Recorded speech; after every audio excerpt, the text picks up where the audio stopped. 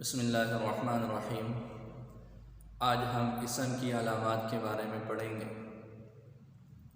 پچھلے حلقہ میں ہم نے اسم کی تعریف پڑھ لی کہ یہ کلمہ کی قسم ہے اور ایسا کلمہ ہے جو مستقل معنی پر دلالت بھی کرتا ہے اور اس کے اندر زمانہ کوئی نہیں پایا جاتا۔ اسم کو ظاہری طور پر ہم کیسے پہچانیں گے، اس کے لیے نحوی حضرات نے کچھ علامتیں مقرر فرمائی ہیں۔ ان علامات کے اندر سب سے پہلی علامت ہے اضافت۔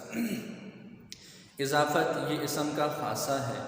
اضافت حقیقت میں دو چیزوں کا مجموعہ ہے، پہلا مضاف ہوتا ہے، دوسرا مضاف الیہ ہوتا ہے۔ تو مضاف اسم کا خاصہ ہے یا مضاف الیہ اسم کا خاصہ ہے، اس کے اندر مضاف کے اندر تو تمام نحویوں کا اتفاق ہے کہ یہ اسم کا خاصہ ہے۔ کسی بھی چیز کا مضاف ہونا یہ اس بات کی دلیل ہے کہ وہ اسم ہے۔ باقی رہ گیا مضاف الیہ، تو اس کے اندر کچھ اختلاف ہے۔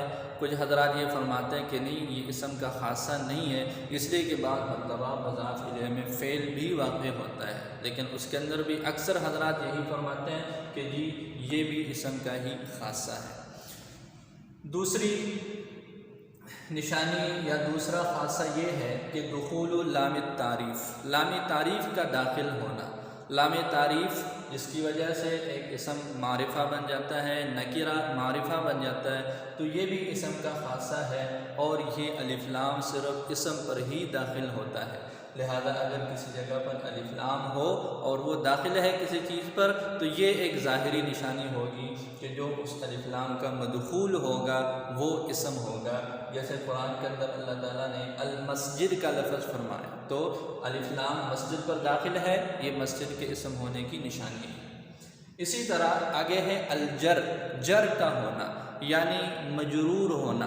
مجرور ہونا یہ اسم کا خاصہ ہے، اس لیے کہ جر حرف جار کی وجہ سے یہ حالت آتی ہے، اور جار یہ صرف اسم پر ہی داخل ہو سکتا ہے، فعل یا حرف پر کے ساتھ اس کا کوئی تعلق نہیں ہوتا۔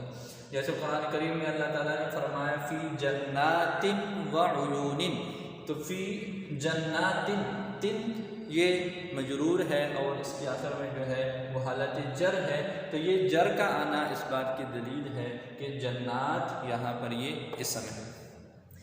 اگلا خاصہ جو ہے وہ تنوین ہے۔ تنوین کے اندر یہ ہے کہ جی جو اس کی مختلف قسمیں ہیں تو وہ اپنی جگہ پر اس کو ہم وضاحت کے ساتھ پڑھیں گے۔ صرف یہ بات اتنی سمجھنی چاہیے کہ بعض مرتبہ شعراء اپنے اشعار کے اندر صرف اپنے وزن کو برقرار رکھنے کے لیے، سجا کو برقرار رکھنے کے لیے بعض مرتبہ وہ تنوین کا استعمال کرتے ہیں، تو وہ پھر فعل کے آخر میں بھی، کسی اور چیز کے آخر میں بھی اس کا جو ہے وہ الحاق ہو سکتا ہے۔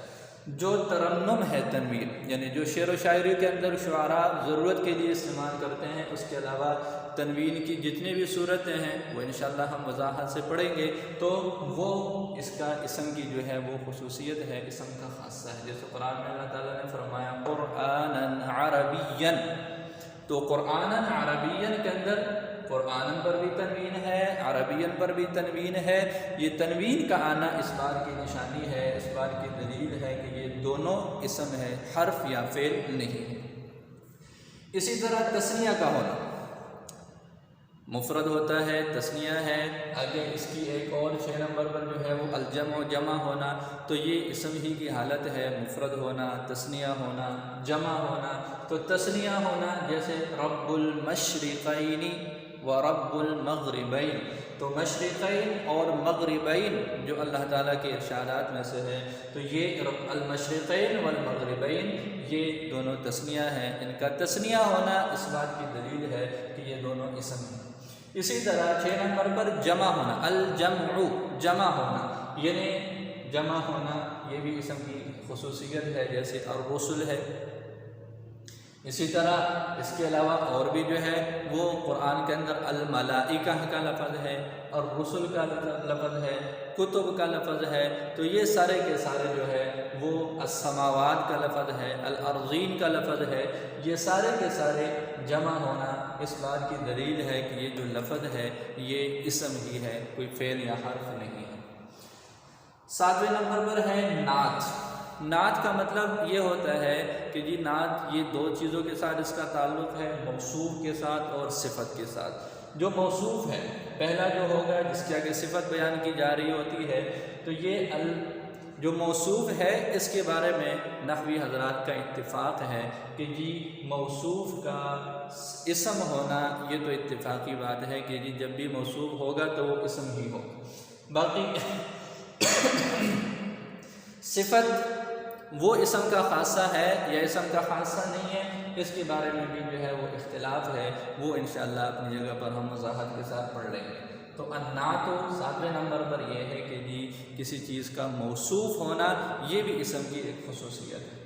اسی طرح تصغیر کا ہونا، تصغیر یہ کوئی کلمہ جو ہے وہ حقارت پر دلالت کرنے کے لیے، محبت پر دلالت کرنے کے لیے، یہ بعض مرتبہ اور بھی تصغیر کے مقاصد ہوتے ہیں، اس کے لیے ایک مستقل تصغیر کے اپنے اوزان ہے جس کے اندر یا بھی آتی ہے، پھر اس یا کے ساتھ بعض مرتبہ کوئی لفظ ہوتا ہے یا نہیں ہوتا، تو یہ یا تصغیر اس کے اندر استعمال ہو جاتی ہے اور اس کے پھر اپنے مختلف اوزان ہیں۔ تو یہ یا تصغیر کا کسی کلمہ کے اندر آنا یہ اس بات کی دلیل ہے کہ وہ اسم ہے۔ جیسے لإیلاف قریش ہے تو قرش لفظ ہے، اس کے اندر یا تصغیر آ گئی تو وہ فاعل کے وزن پر قریش جو ہے یہ بن گیا، تو یا تصغیر کا ہونا یہ بھی جو ہے وہ اسم کا خاصہ ہے۔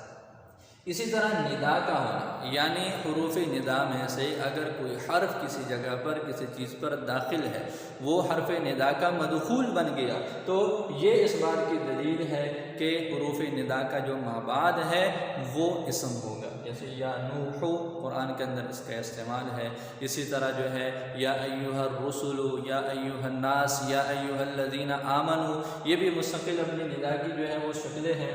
تو جب ہم کسی چیز پر حرف ندا داخل کرتے ہیں تو اس کا مدخول ہونا یہ اس بات کی دلیل ہے کہ یہ جو ہے وہ اسم ہے۔ تو یہ بالکل ہم چونکہ ابتدائی طالب علموں کے لیے ابتدائی کام کر رہے ہیں تو بہت اختصار کے ساتھ ہم نے یہ علامات جو ہے اس کو پڑھا ہے، باقی بڑی کتابوں کے اندر، بڑے درجات کے اندر، بڑے طالب علموں کے سامنے جو ہے وہ اس کے اندر کافی ساری وضاحتیں ہوتی ہیں جو اپنی جگہ پر وہ انشاءاللہ ہم